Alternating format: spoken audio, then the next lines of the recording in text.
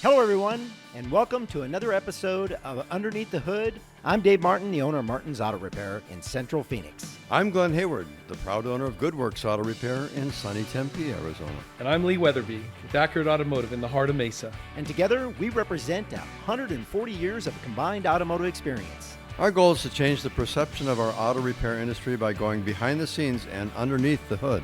And we hope to share with you what it's like to own a small business and give you a perspective from an insider's point of view. So let's get started. So let's do this. Dave, can we delve into the list a little bit? Yeah, let's talk about some of the cars that are... Okay, Subaru was number one. Yeah, you're reading my mind here. Okay, Yeah. So guess what number two was? What do you think number two was? Toyota Lexus, maybe? Yeah, I was going to say Lexus. Yep, you're 100% right. A Lexus. I usually am. Number three. Number three. Except, don't ask my wife, though. Well, see, the funny thing is with these consumer reports, they kind of break things out. So, like, they grade differently Lexus and Toyota. So I would say it's either Toyota or Honda is going to be number three. Right. Or Acura. Well, think about this. You know, Lexus and Toyota came from the same family. Well, they are the same family. Yeah, right. Acura, I have a friend who... They're not even distant cousins. Yeah. They're kissing cousins. That's right. My good friend, close. my good friend Bruce Nation, he's been an Acura Toyota specialist. He's got a specialty shop out in Westlake, California. Independent Auto. And, Bruce said that Acura really has fallen as far as their quality. Wow. And they used to be really respected as the high-end, like, Lexus is to Toyota, Acura was to Honda. Now Honda has way excelled, much further ahead of Acura, and Acura is really struggling. Is it interesting how those flip-flopped? You know what I mean? It is. I think with Acura, I think part of the thing there is they tried to get too fancy with them, and I think they ran into a lot of problems where they just tried to put too many bells and whistles on there. Exactly. The technology has killed them. The technology has hurt them. So, that brings up number four, number five. Number four was Honda. Number five was Acura. So they're right there. And then you got number six is Mazda. Number seven is Audi. Mazda was on the top of the heap last year. Were they? Yes. Wow. The last Consumer Reports, in fact, I mentioned in one of our podcasts that, it was surprising to me, Mazda, because so many of the things are similar to Ford, the drivetrains and everything, they're swap and spit, if you will, with Ford. And to see Mazda at the highest end of the echelon, that was pretty surprising. Well, and then you got now you look at all the top vehicles in there, they're all Japanese made vehicles. Well, I think, see, but that now literally that says something that we probably ought to take note of. I think 8 out of the top 10 or Japanese foreign. Is that correct? Yeah.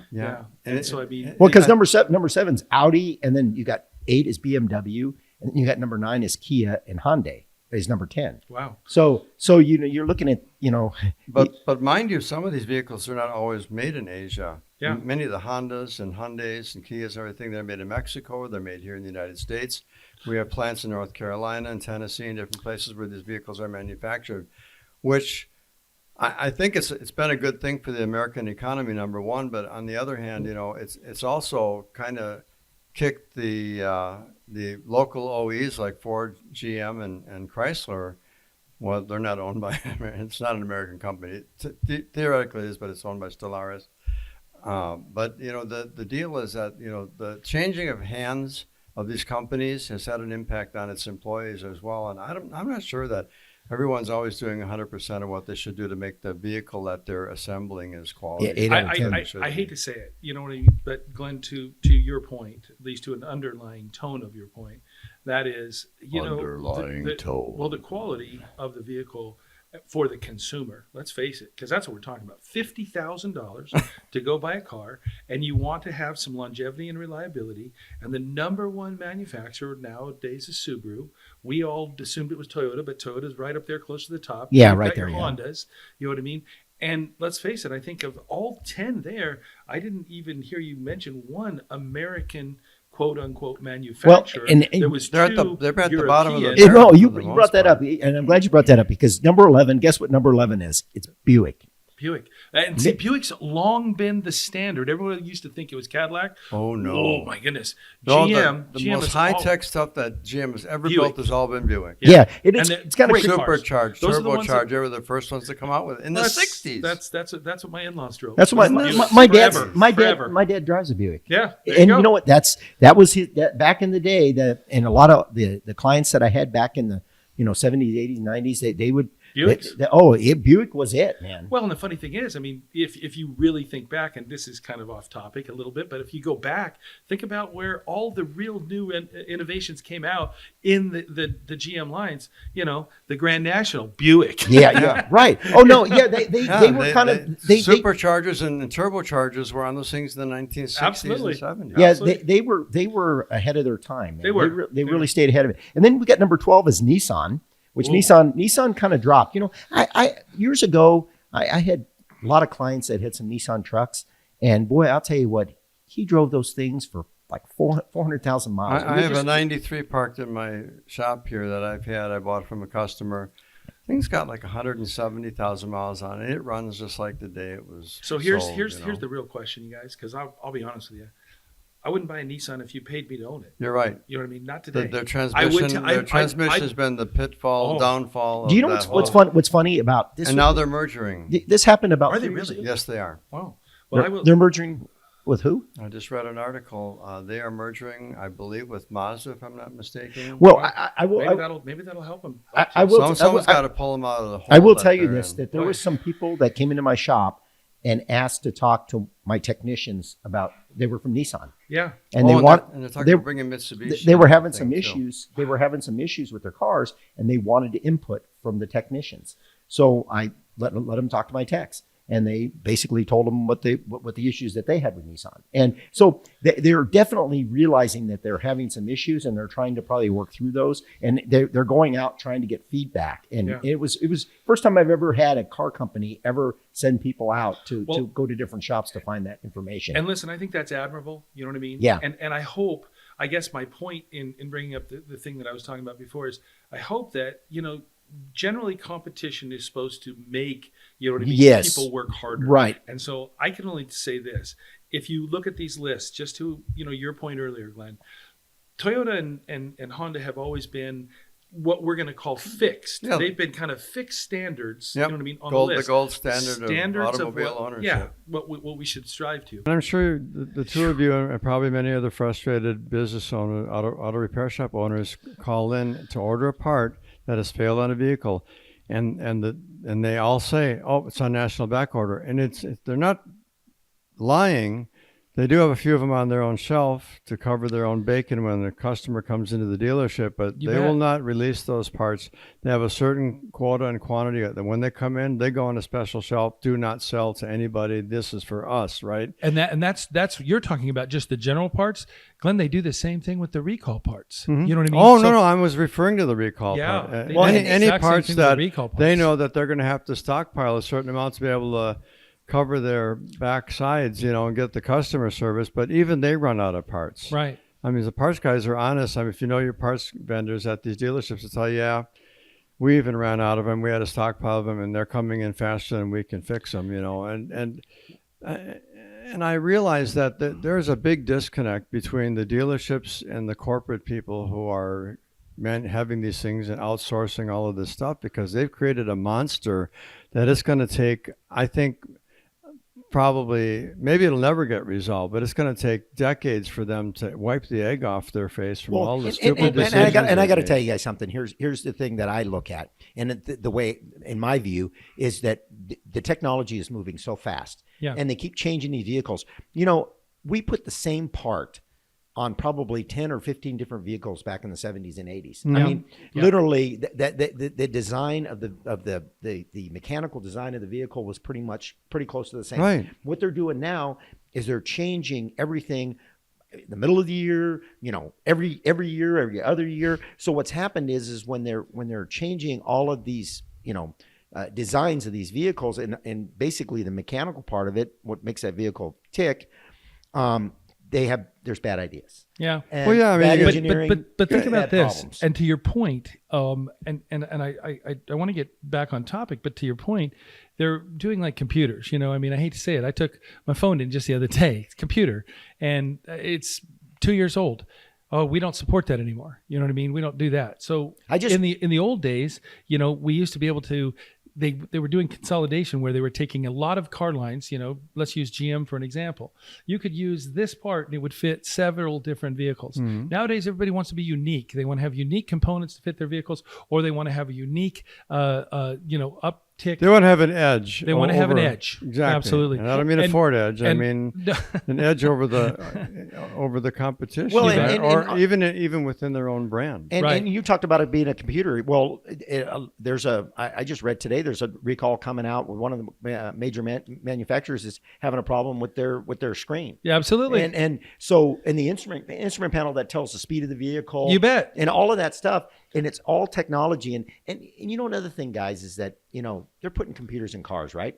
Well, take your tablet and go out in the parking lot, let it sit out there for about, 6 hours like you do your car. Yeah. And tell me how well your tablet's going to work. Yeah, it doesn't. And so overheated. So what they're doing is they're putting these electronics, and here in Arizona, we have extreme heat. We talked in the about it doors, before. in the trunks, in the dashes, which oftentimes just get overheated. They're not protected. I mean, people aren't putting sunscreens in there. And even so, the ambient temperature inside that vehicle could be 120, 130 degrees. Easily. Even if you got shades all over the thing. That's correct, easily. Well, and the thing is, and I want to make sure that we do reveal this. I mean, I have every confidence in the engineers and things like that are actually producing and making these cars. You know what I mean? There is somewhat of a disconnect, to your point, Glenn, that you were talking about between, let's call it the local dealers and then the manufacturing.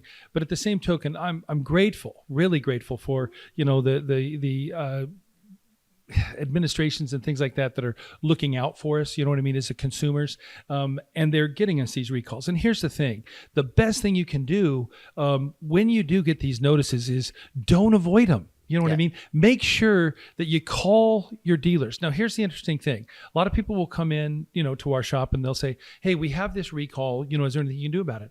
And the answer is absolutely, we can help you, but we can't do that. I want to make sure that that's clear. The dealer has to do it. The manufacturer has to do that because they won't as pay a us recall, to do it. as a recall, they are keeping a list. They know the cars. 10 million affected vehicles in the first half of 2025. That's incredible, but that's not unique. That's not uncommon. And the thing of it is, you as a consumer, please make sure you call your manufacturer directly. Call the dealer and make an appointment. It's like getting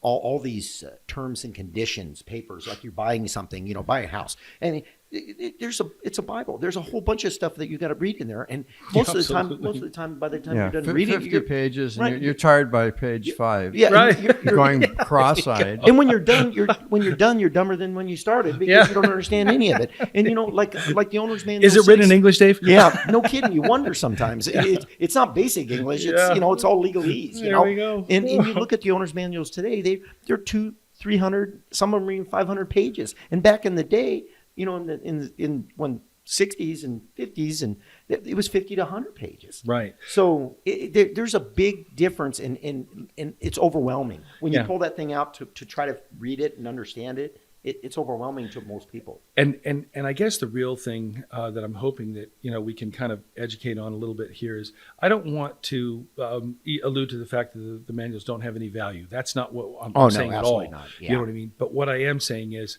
that you have to be careful about the information that you can glean from them or where you make your stand as far as maintenance, because it boils down to exactly what we've been talking about, we've always talked about, and that is building the relationship with the customer, helping to understand what it is that they want from their vehicle, and the longevity. What do you want from your vehicle? How long you want to keep it?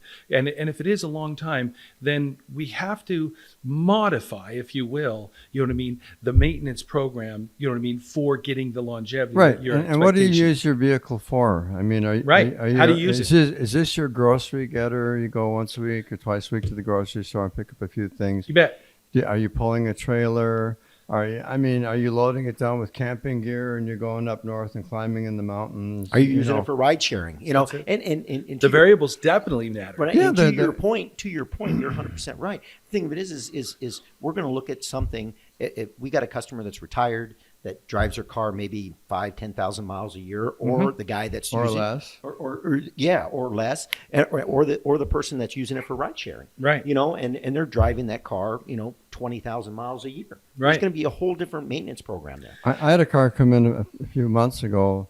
It was a 2021 and it had 300,000 miles on it. That's a lot of miles. My jaw for dropped. 4 I years. looked at that. I was like, you got to be kidding me. Yeah. Yeah. That's 30,000 miles a year. No. Well, 4 years, 125, 30, 60, 90, 120. It's about 30,000 miles a year. 4 years. That's not surprising. No, it was 300,000 miles. Oh, I'm it sorry, had. 300. I thought Yeah. you said 120. Oh, no. I was like, wow. 300,000 miles. Wow. Yeah, your math wasn't equating there, but I No. wasn't sure exactly where you were going with And I that. said, where did you go to I school? completely missed the 300. No, 300,000 miles. Yeah. Yeah. And that means that, you know what, that car was You- on the road almost 24/7. Yeah. It You would know what have I mean? to be. Yeah. How many more cars have you seen in your guys' shop that are over 200,000 miles? That number is in. Oh, yeah. Is All the increasing time all now. the time. Absolutely. Yeah, Two- all the absolutely. time. 2-3 times a week we Yeah. see them with that kind Yeah, of yeah. mileage. And you know the interesting thing, in some cars they're just barely getting broke in. Yeah. You know, in They're- others they've maintained they're, them. They're late for, you know, a crusher. Yeah, You know? yeah. Some people, I mean, have the kind of miles and the car's so good, they just get rid of it because they're bored with it. It's Yeah. not because it's problematic or they're afraid something's going to break. And I try to talk them out of it. You really want to get into a car payment at, $2,000 a month, have to carry full coverage. I mean, there's so many add-ons, not just the price of the car and the interest.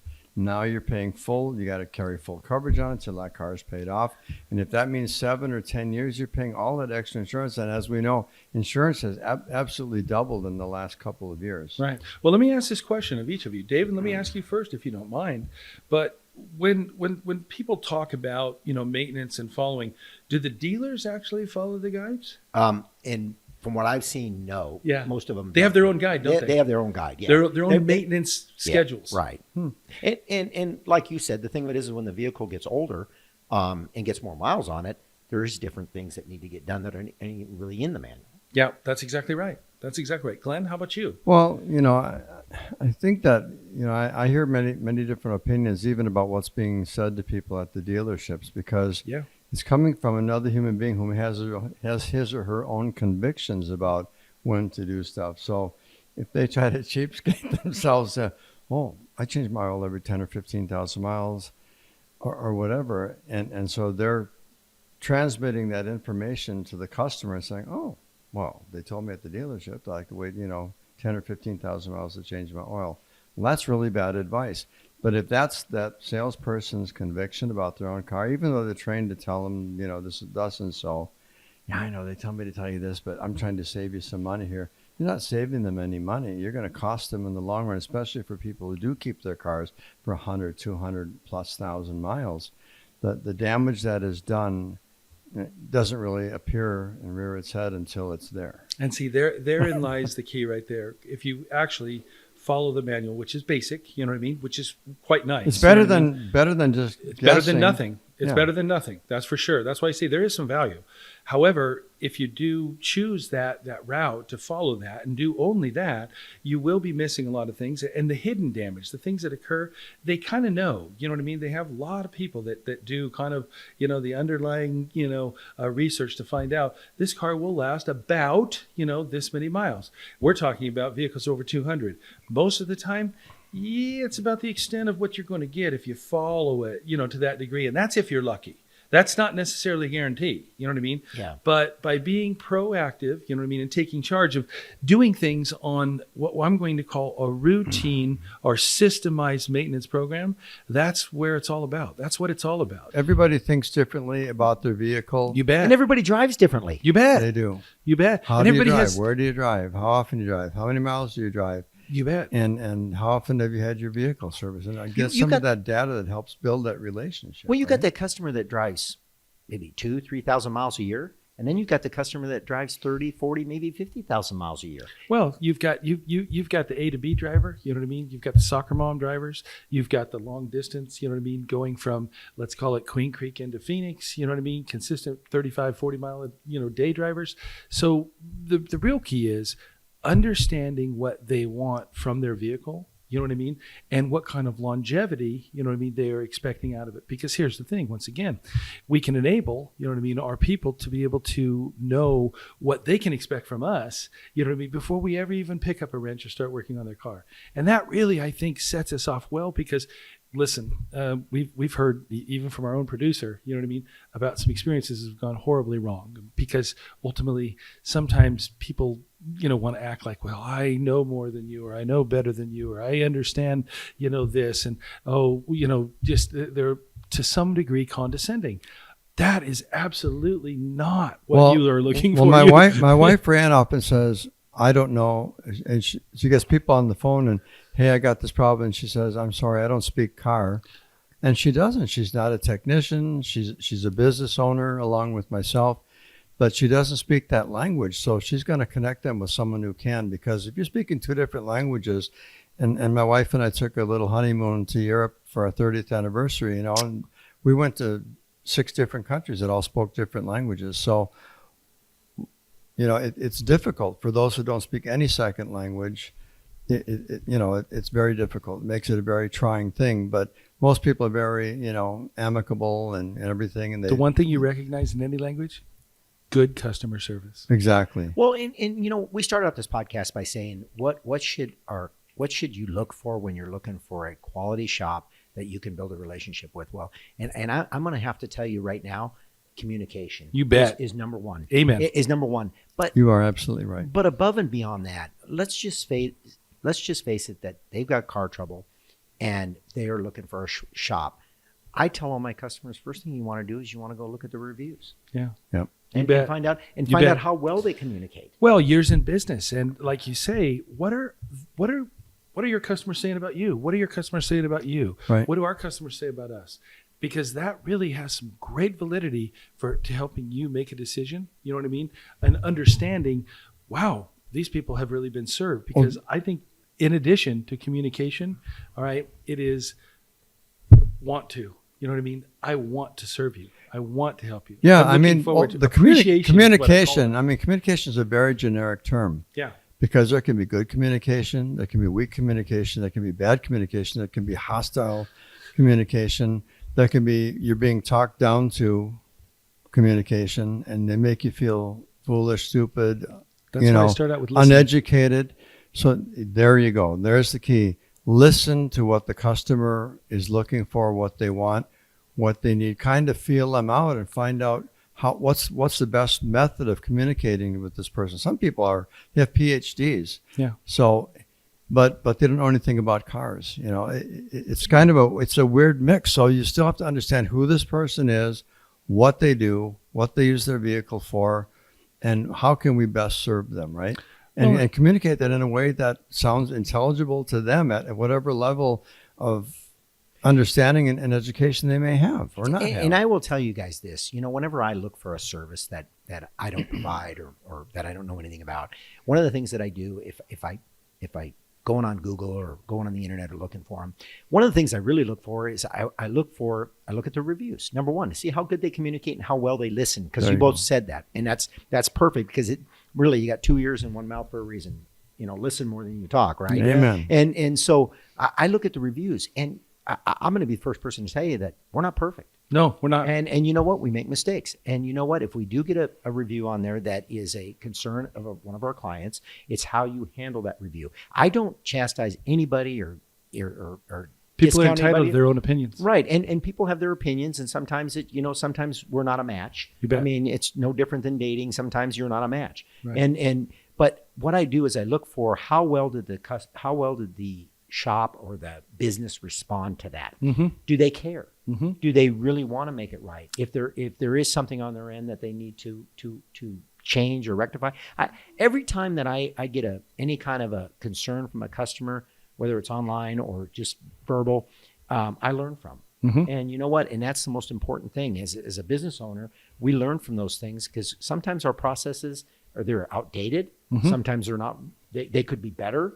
And so we need to learn to listen, to change whatever we need to change to make that process better for our clients, because it doesn't matter for us. It matters for the client. And that's what it's all about, because to your point, I love the fact that Kelly, my wife, she's the one who does most of the responding to the reviews, and she has absolutely the same approach. In fact, sometimes reviews can be very brutal, and sometimes they can be very, overwhelmingly, fascinating. Right.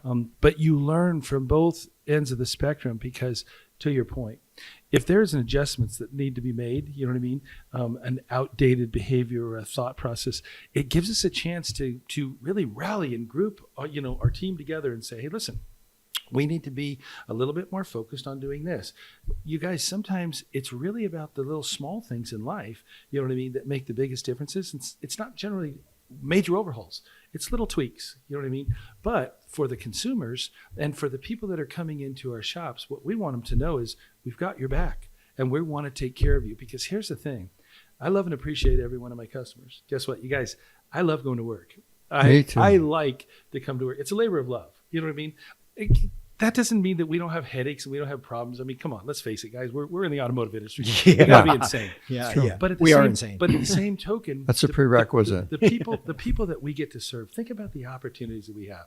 How could you not go to work smiling? Well, this was a great topic, guys, and I'm glad the listener went ahead and asked the question. Me too. Because Me too.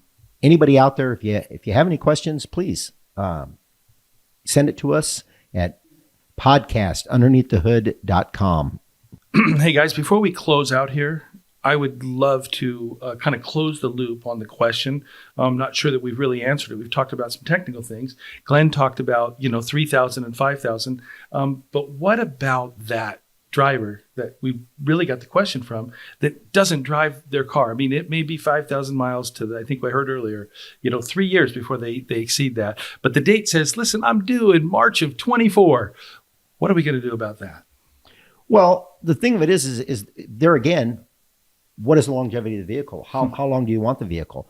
There again, with my client, what I did is I told him to come in every 6 months. Yep. That's how I handled it. And so we can look over the vehicle and then we can make we can have an honest discussion of what needs to be done. Yeah, and how many miles are currently on it has a bearing on it too, because if it has 100,000 or 150,000 miles on it, and that's still meeting their needs, the car still runs great, looks great, smells great, tastes great, whatever, that will have a bearing on it. So I think the 6 month rule probably be good. Come in, let's pull the dipstick and look it over, see if there's anything that started leaking. I mean, sometimes cars sitting around, hoses can start to get dried out and leak and things like that. So it's better to have the thing looked at and to give them the assurance that, hey, they're going to make it to the grocery store and to church and whatever little trips they go to see their grandchildren or whatever. We want to make sure that they get there safely.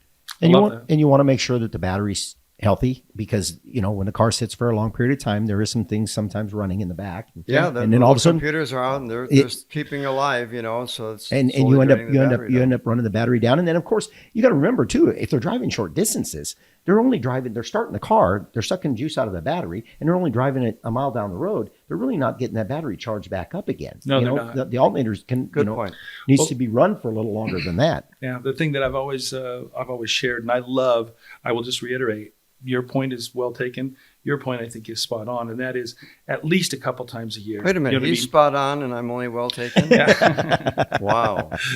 It happens. Oh, kick it. Yeah. But go ahead, Lee. Go ahead. Finish up. Well, but the point is, cars are meant to be driven. You know what I mean? So, Glenn, when you're talking about, the 3 and the 5,000, that's the 95% rule. Dave, when, we have the one-offs or the 5%, you know what I mean? Things have to be looked at, from that perspective, because it doesn't follow the standard rule. And the truth of the matter is, cars that are put out to pasture, you know what I mean, generally have a little bit more problems than the cars are driven. So, for example, we've seen it over and over again. This car has 400,000 miles. I don't have as many worries about that vehicle because it's pretty well proven and going on as long as there's been good maintenance. But the car that has 30,000 miles that I bought from, the little old lady around the corner, and they never drove it, it sat in the garage. Come on, you're going to find a whole plethora of things, to your point, you know what I mean, that have slowly but surely crept up. So, yeah, certainly tire inflation things are important to have looked at. Even Absolutely. if you're making short trips, the tires will get old, the rubber starts to dry out and crack and so on. So it's good to just have the thing looked at and say, hey, we're seeing that your tires are starting to crack in the grooves, and this could result in a blowout or something. You bet. But and back to the listener's question, basically is that go into your service provider, have an honest conversation with them, let them know what your goals are with this vehicle, so they can advise you. And getting your vehicle looked at on a more regular basis is not a bad thing. No. In the long run, it can save you a lot of heartache. That's Save you absolutely. being on the side of the road, doing more damage to something. And we want that. That's really our goal is. This thing is I'd rather have you come in and we do service maintenance. We schedule it. When there's a breakdown issue involved in it, now it turns everything in my shop upside down because we've got a schedule.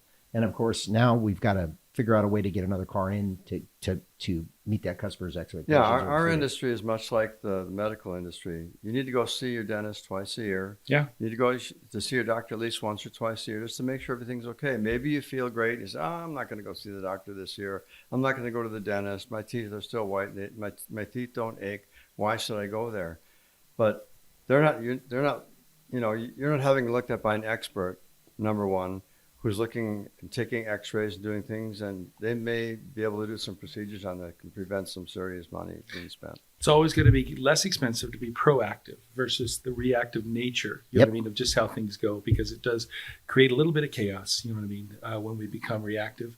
And yet, guess what? That's the best thing, is that they have people that they can rely on, you know what I mean? They're going to try to help them out through that hard struggle. Absolutely. Look for a great service provider that you feel comfortable with, and get your car checked out. I think that's the real value in going, you know what I mean, to one shop, you know what I mean, consistently over and over again, because now they know your vehicle, they have an understanding and awareness, and you know what, you also have the education to be able to know, oh yeah, last time we were in, we discussed this, and last time, you know, we did that. So yeah, most vehicles, if you're jumping around from different shops, a lot of times the vehicles get over serviced, which is what you don't really want to do. You don't want to over service it or under service it. Well, yeah, and I mean, not to go off topic, but I mean, just to remember what you said, upsell. That's a word that I think resonates, you know what I mean, with a lot of clients. And if you're going from different shops, you know what I mean, because let's face it, it all boils down to the relationship. You guys, we're relationship people. Yeah. I mean, this is the nature of who we are as human beings. All right. We need other people, you know what I mean, to help us. We need to be able to serve. We need to be able to listen. We need to be able to be served. You see what I'm saying? But at the same token, when we offer something, we need to be able to support it. And in many cases, there's things that will happen and things that they'll get told, and man, it can create confusion, right? I mean, we've all had customers that have come in and said, man, I'm just not sure what to do. You know what I mean? And that is to that scenario that you're talking about. Well, I went over here because they had this special, and I went over here because they did this, and I went over here, and they told me I needed that. And you know what? In some cases, all those things are very valid. But in many times, you know what I mean? It might have just been a little bit enthusiastic. And it's easier to keep records that way. Yes. If something does go wrong and you need to get warranty on something, it's easier to get that all handled when you have all those service records. Well, guys, hey, it's been a great podcast, and thanks for joining me, and we had a great time. Hey, guys, thanks for the discussion. Appreciate it very much. Yeah. Bye.